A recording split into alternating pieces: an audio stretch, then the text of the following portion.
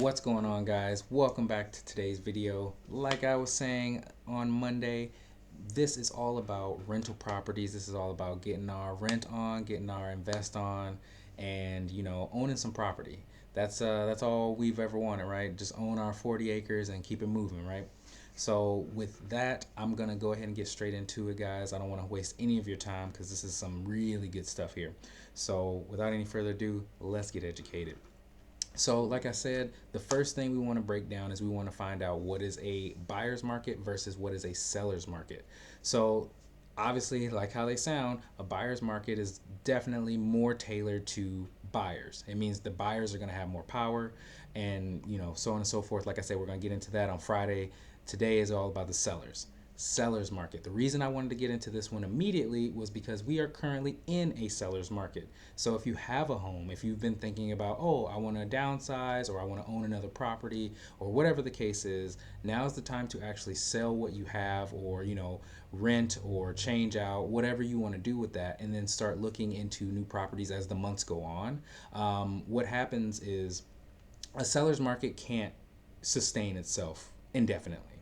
And that's just because after a while, so many people are going to have houses. Even the buyers who are looking for homes are going to have homes. So then it's going to go and shift back to a buyer's market. But before we get into any deeper on that, let's just talk about what a seller's market is. Because I know there's a lot of people out there who might not even know exactly what it is. They might have heard the term, they might even, hear their parents talking about it when their houses were going on sale or whatever the case is. But I just wanted to break it down real down and dirty for you guys so that way you can take it and roll with it. So it simply means your demand, it outweighs or exceeds your supply. So you have a bunch of homes or you have a bunch of people who want homes, but you only have so many. So let's say 10 people want homes, but you only have two. So that would be a seller's market. And what happens is in that environment, the sellers usually have more leverage. They can say, hey, I want 10,000, 20,000, 40, whatever the case, over asking price. And you might even have to, as a buyer, leverage, hey, I don't want an inspection, or I don't want, or I'll, if it's a fixer upper, I'll take it as is. And that's something to really be thinking about when you're starting to get into the rental game. Because if you decide that you want to buy a property that you didn't realize it was going to be a fixer upper, then you might have just kind of screwed yourself. So let's just keep it moving, guys. Like I said, I make long videos. I'm trying my best not to. Um, One thing you need to keep in mind are the price rise and the negotiations that are going to be more difficult. If you are a buyer, oh, pardon me in the Jetsons. If you are a buyer, just realize that negotiations probably are not going to go as well as you would want them to, and prices are just going to be higher. They're just going to be. If you can, wait. Like I was saying, sellers markets cannot sustain themselves. Eventually, enough people will be in homes to where the sellers will have to bring the prices down. They'll have to start making little negotiations here and there. So it's always better to just wait it out.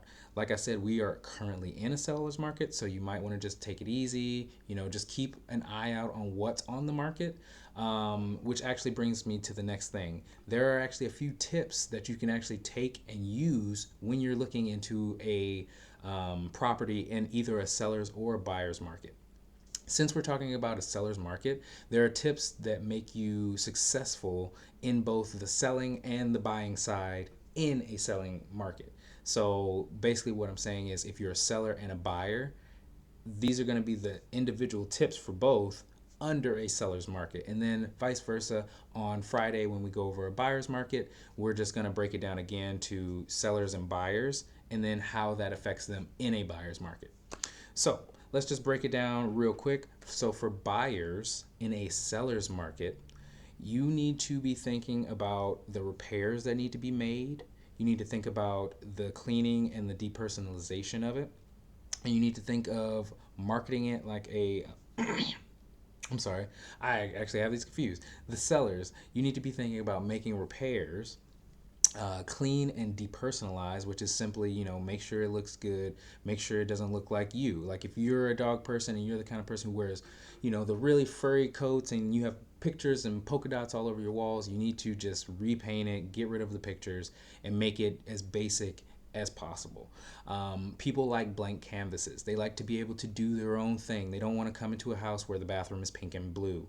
That's actually my wife's words specifically. You need to make sure that you're marketing it properly. Just because you put a house on Zillow doesn't mean it's going to get sold. You need to make sure that you're showing, this and this amenity and that amenity and the space, and, it's in this neighborhood and has this school district. You need to make it look as appealing as humanly possible to get as many eyes on it as possible. The more eyes, the higher chance of a sale in any business. And then obviously you want to price it competitively. If you're gonna just if your house is, for a fact it's worth 250,000 and you price it at 450,000, I I'm not gonna say it's not gonna sell, but it's probably not gonna sell as quickly as you would want it to. So you always want to just look at what's around. Look at the same size. If you have a 3-bed, 2-bath house, with a garage and X amount of space, look for other houses just like that and see what they're going for, and just keep it in that range. I'm not saying don't go higher, because at that point, it could be you live in so and so and this person lives in so and so, and over there the cost of living is just higher. So just make sure you're keeping it competitive. Now for buyers, this unfortunately, buyers don't really have a lot of tips other than you want to just watch out for certain things. You want to make sure that you're getting a fair deal. You want to make sure that you've done your own research and you've looked that at other houses similar to the same as a seller. If you're trying to sell it and you want to find out what price it should be at, you should look and see what other houses are going for. For a buyer, if you were looking for a house that's a 2-bedroom, 1-bathroom, whatever the case is, look for other houses like that and see what the general or the average price is. That's just going to give you a general idea of what you should be paying, because if you go somewhere, I guarantee you there are those nasty people out there who their house is only worth 200,000, but they are going to charge you 450 for it. And if you haven't done your research and you think, "Oh, well that seems fair for, where the market's at," then you're going to get taken for a chump. All right, I don't want anybody to get taken for a chump. I know I'm not gonna, but I just don't want anybody else for that to happen either. All right, you need to be patient. It's not enough to just want a house. You need to be patient. You need to be calm, cool, and collected, as I like to say, because there are going to be a lot of crazy people who are more than willing to skip inspections, throw 50,000 over, down, and this, that, and the other. But you need to think, if you want a home, I'm not talking about just buying a house. If you're buying a house for rental property and purposes like that, we can have a whole nother conversation. But if you're looking for a home, somewhere that you plan on being for the next 10 plus years, you really need to be patient. Because one thing that I have found out is when you jump into something, if you don't do any research, if you don't even look at it, you're going to jump into it thinking, yes, I got it before anyone else. And then you're going to realize that there's a whole bunch of stuff on the back end that you're going to have to take care of, be it fixes, be it, this, be it that. But you just need to be aware and be patient. And then the last thing, guys, is just don't settle. That's probably the biggest thing. Don't just settle for something because it's cheaper. Don't settle because it's closer. Don't settle because of, this, that, and the third. Make sure that when you find something that you like, you have a list of boom, boom, boom, boom, boom. These are the things that are, without a doubt, they have to go in there.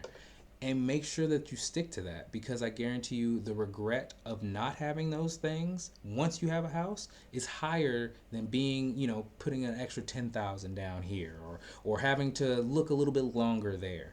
It's always going to outweigh that. So guys, I really hope that you guys found this useful. I'll obviously leave a link to all of my previous videos having to do with real estate, and I just want you guys to go out there and make smart decisions. Nothing is going to make you fail quicker on the freedom game than going out there and just being rash with it. You need to go out there and have a plan and stick to it. And with that, guys, I'm going to let you guys get out there and get to it, because this is stuff that you can use like immediately. You can take this and go and run with it right now. So with that, guys, until next time, have fun, stay safe, wear a seatbelt.